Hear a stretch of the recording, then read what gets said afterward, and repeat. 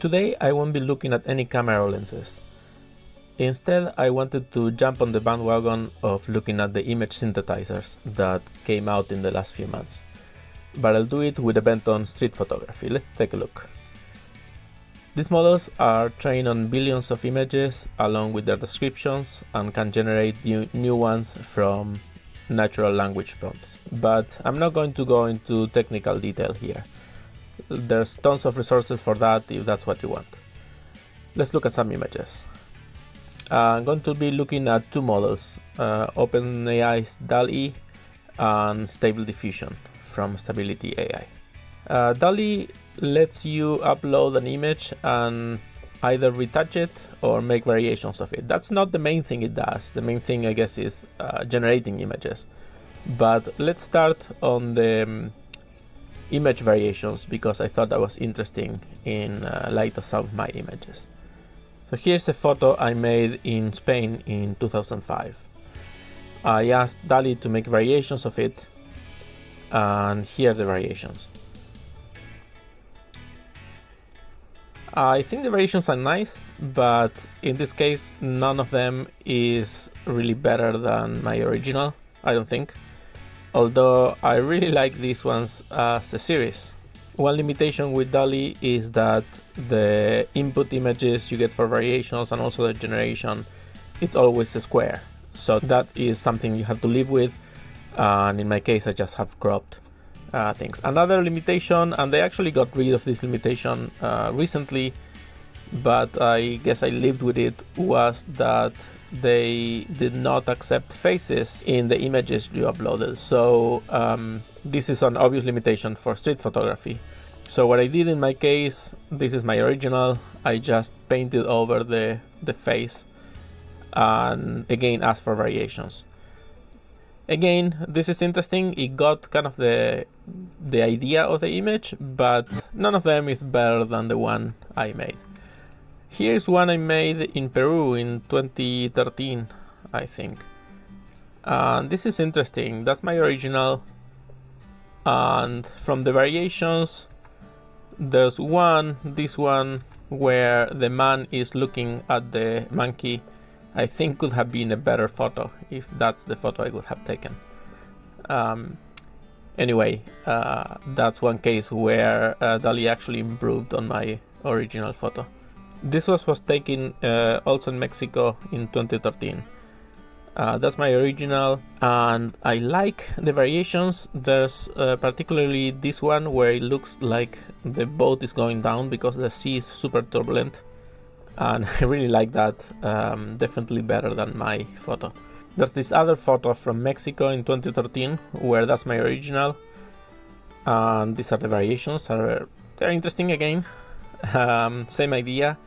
It totally gets the idea of what the photo is about.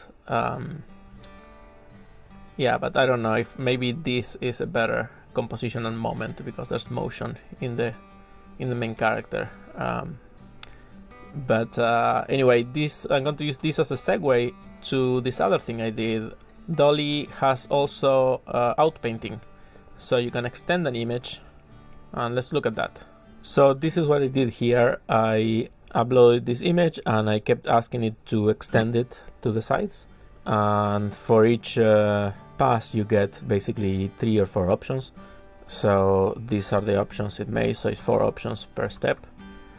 And then I kept selecting one of the options and asking for more extension until I basically wrapped around, and this is the result.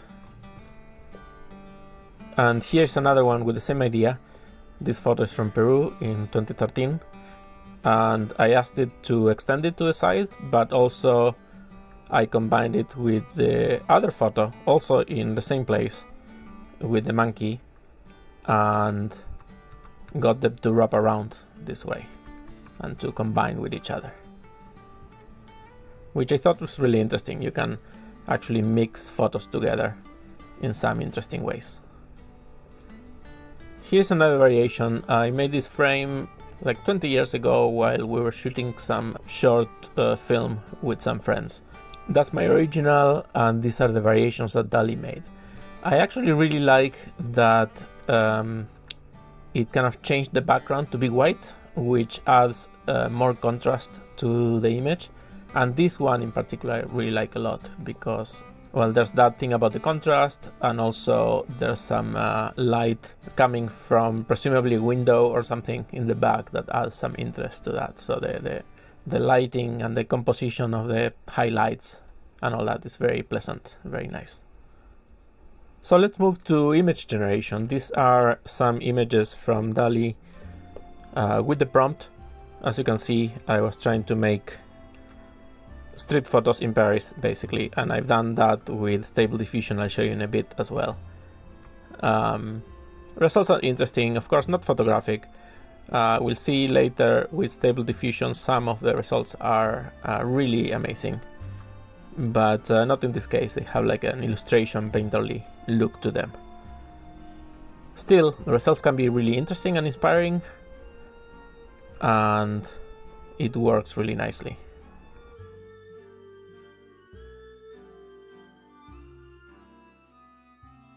I left one computer I had spare just making images in black and white with Stable Diffusion, and here is a little gallery of what I did.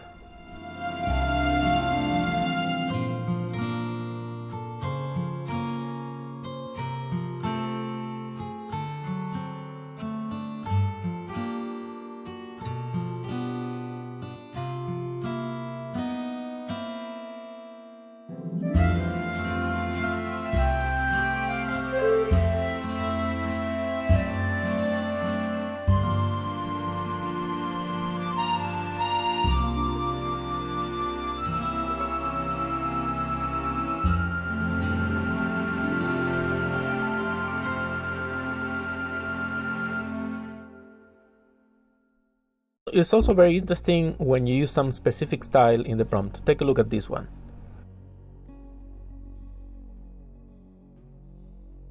Stable Diffusion does an amazing work of this prompt, and the couple of images I got here I think are stunning.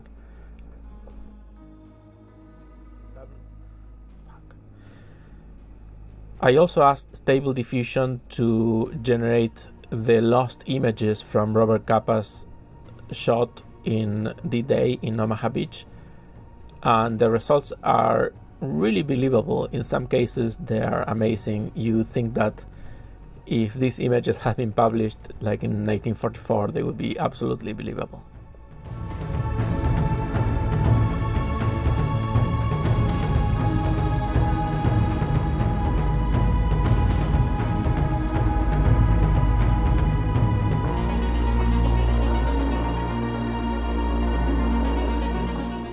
So that's it. It's an interesting technology. I don't think this threatens creativity. It adds to it, and it's just super interesting to work with. Check out my real photos at my website juanviller.com, and until the next video, cheers and goodbye.